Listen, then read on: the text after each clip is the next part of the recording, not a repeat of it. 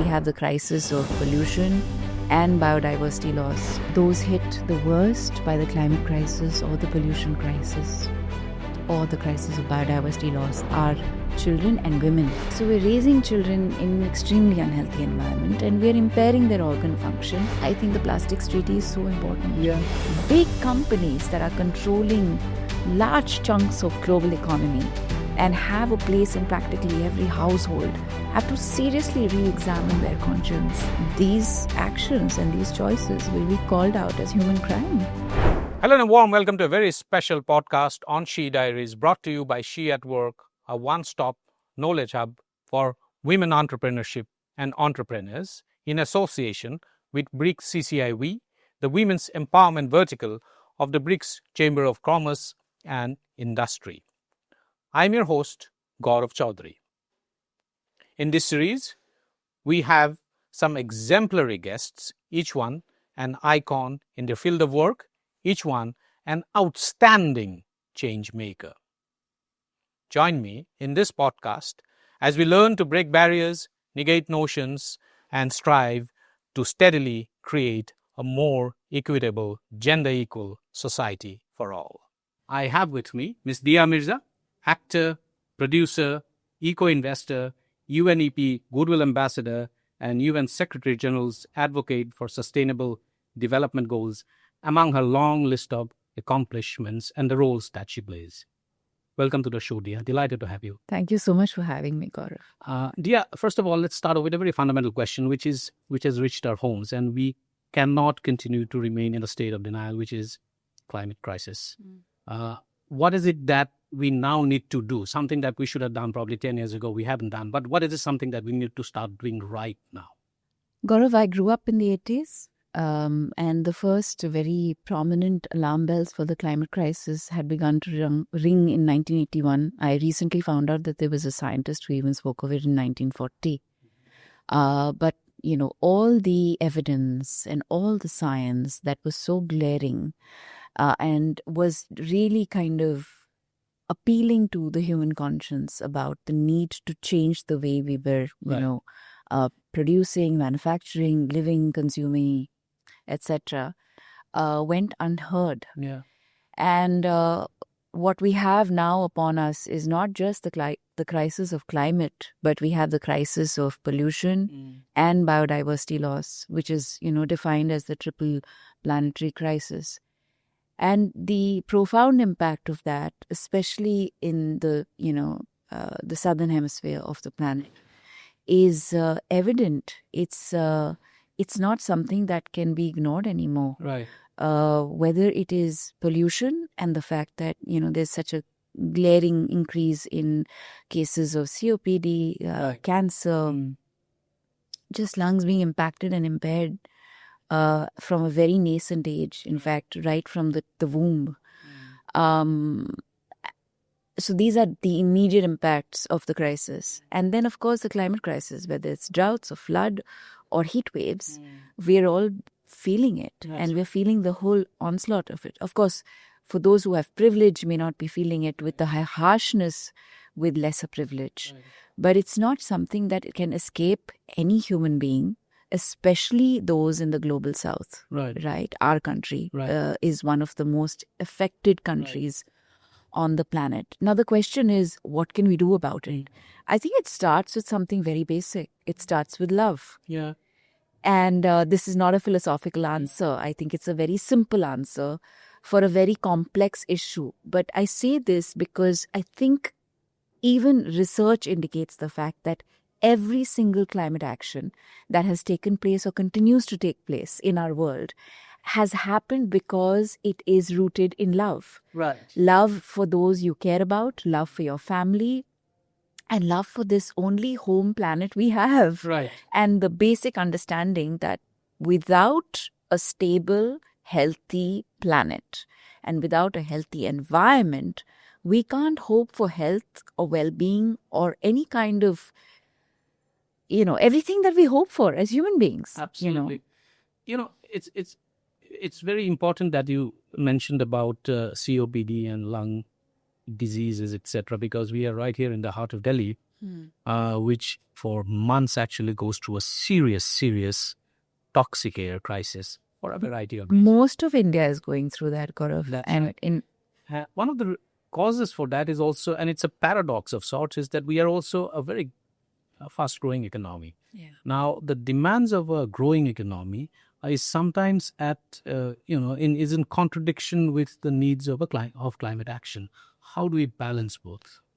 I'm not an economist, but I've heard a few, and especially those who are, evaluating how this broken relationship with nature and the cause and then the quantum of destruction and devastation this broken relationship has caused is now translating into the trillions of dollars that we are losing and will continue to lose because of the climate crisis. So if we want to give the context of money, this is the evidence that has come forth. So then the question arises is if there is a certain model of development, right, or an economic model that has brought us to the point or the brink of extinction and mass destruction, then it's perhaps equally urgent and necessary to evaluate whether it's an economic model that truly serves humanity. From what I've heard and what I'm beginning to understand more deeply is that it's a fractured model, it's a broken model, it's one that needs to change.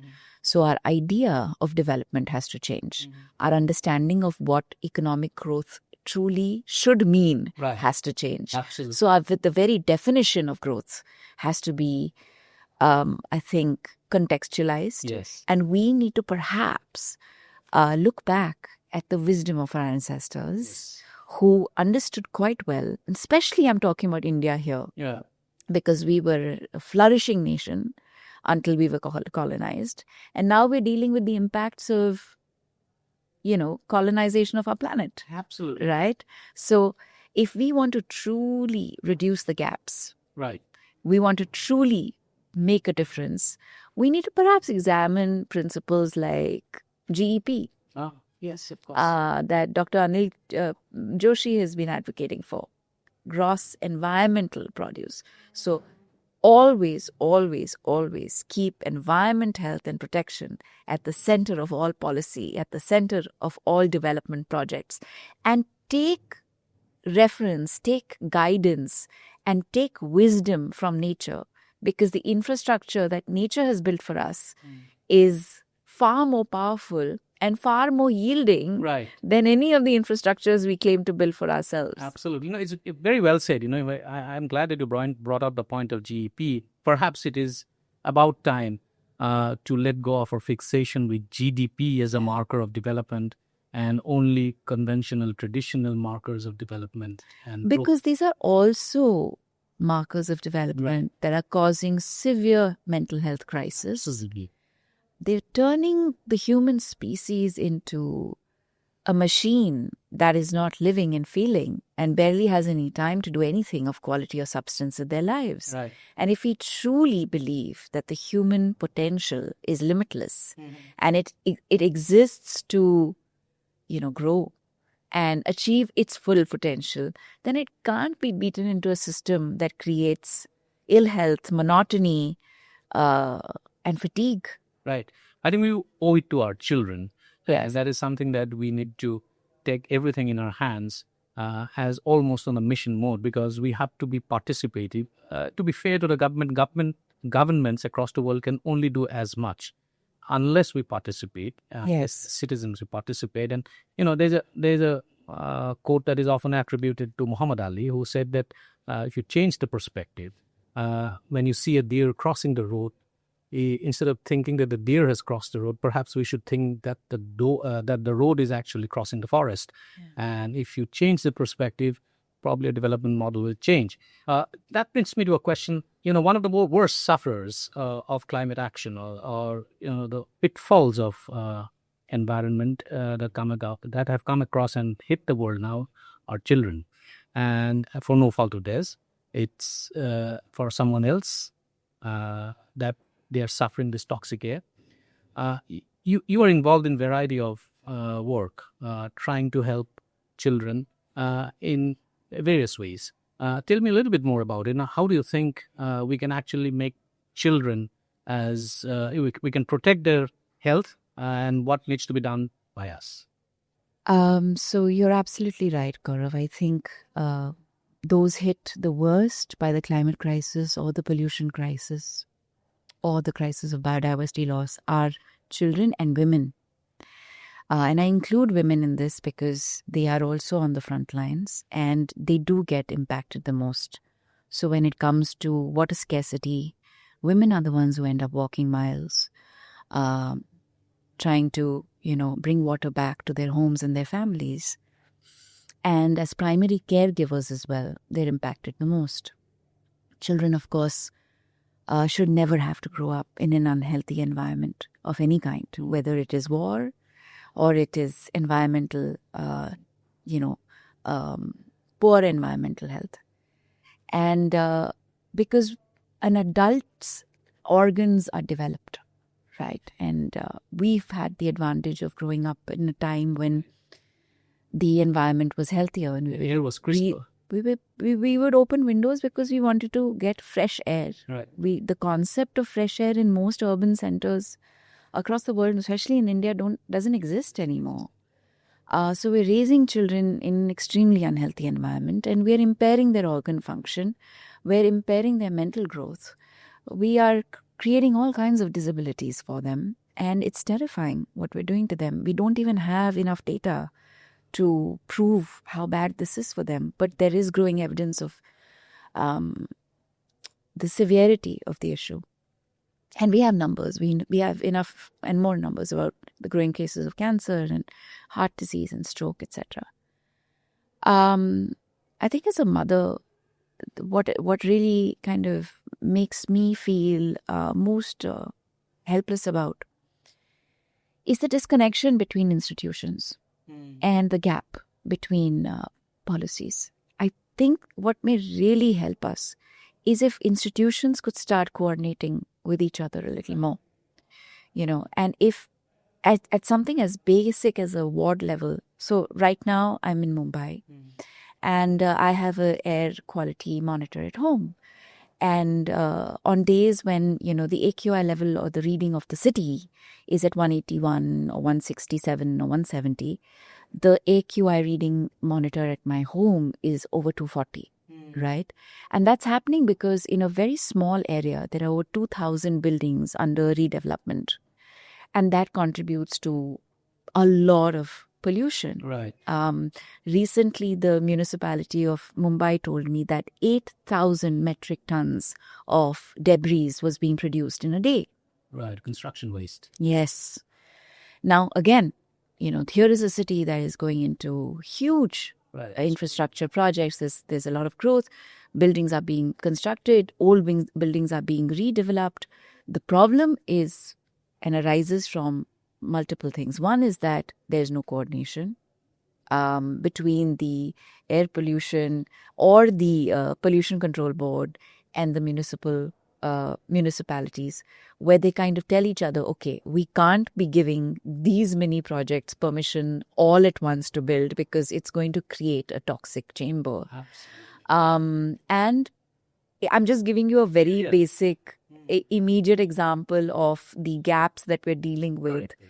And then it goes beyond that, right? It's not just the Ministry of Environment, but it's the Ministry of the roadways and various ministries that need to start kind of communicating with each other a little more. Right. And I'm pretty certain that when those gaps are reduced, there will be far more action on the ground than there is evident at this stage. As a mother, I think my biggest responsibility is to ensure my child is interacting with nature every day, so that he understands the connection that he has with his natural world. Right. And then hopefully he will be a steward for the planet. But he more importantly understands the basics, that the food that he eats, the water that he drinks, the air that he breathes, all comes from the earth. Absolutely. And he needs to value that. And then जो आगे होगा वो तो बात की बात है. Yeah, you are also you are also part of Giving Pie, which is an invite-only family philanthropy. It's India's largest family philanthropy network. What role do you see of philanthropy here, in particularly in dealing with this kind of a climate crisis that has reached our doorsteps? So what we've noticed, even within Giving Pride, and we're working hard on trying to change that, is that a lot of the philanthropy is legacy philanthropy, right? So families, through generations have identified core areas of their work, and they've continued to do that work. But very few families have focused on climate or environmental protection. As an ambassador for the Wildlife Trust of India and working so closely with Sanctuary Nature Foundation now for so many years, we also realize that there is very little or no support for conservation programs in the country. A large part of the money that comes in to protect our Van Rakshaks, our forest rangers, people who are actually working on the front lines of climate change, who are working to protect the existing biodiversity that, feeds our rivers, that regulates our climate, that cleans our air, are underfunded, are struggling. And it's so hard to get, families and companies to kind of commit a substantial amount of the work that they're doing and help them see the connection between biodiversity protection and social justice. Right.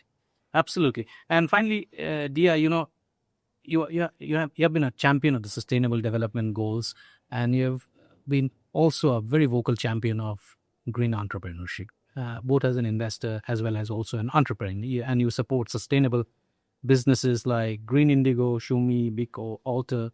It's counting.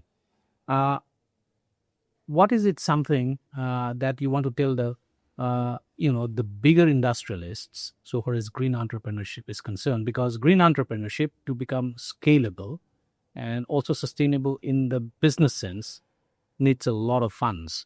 And that funds will have to come from people who have seriously deep pockets and also the risk-taking ability. At this point, it appears to be a little suboptimal. What's your view? I actually have a very different answer from this than what may be expected. So, in my humble opinion, I feel like the biggest industry drivers are also the biggest polluters. Right. And it is their absolute refusal to change that has given birth to these incredible entrepreneurs who are creating products of value and substance, but are also creating products that are healthy for the environment and healthy for human beings. Right. And in doing so, they're creating extraordinary social impact and environmental impact. And they're basically leading the innovation and guiding the way forward. And I think what they're also helping do is that they're raising the mirror for the bigger industries to recognize and examine their failed choices in their quest to earn large amounts of money. They've failed humanity because they've caused ill health, and they've caused pollution, and they've caused extraordinary destruction. I think what will count is for those individuals who have the resources to invest in such individuals and such companies, but parallelly also hold those who are the polluters accountable for the pollution that they're causing and the devastation that they're causing. Which is why I think the plastics treaty is so important. Yeah. For it to come through, because I do believe that, I don't want to I should actually name the companies, the Unilevers and the Coca-Colas and all these big companies that are controlling large chunks of global economy and have a place in practically every household, have to seriously re-examine their conscience and change the way they do business. As generators of plastic and toxic products? Yes, absolutely. And the generation of plastics and the toxic products, but also the fact that they've totally neglected the kind of impact this has on human health.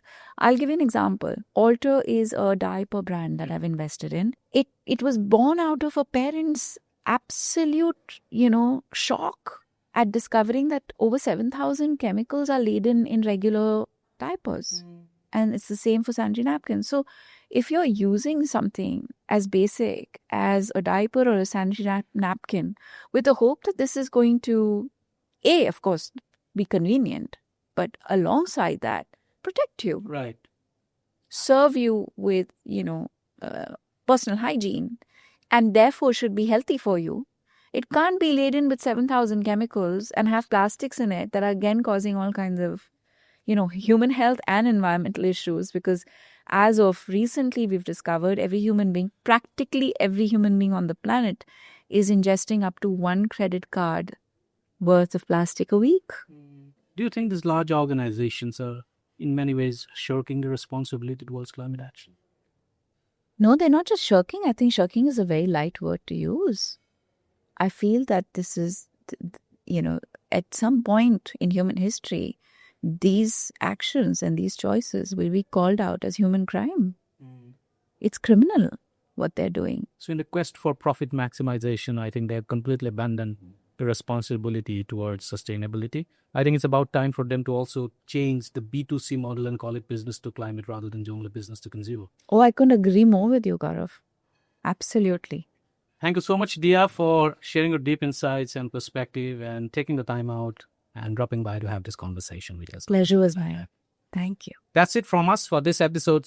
Stay tuned for more.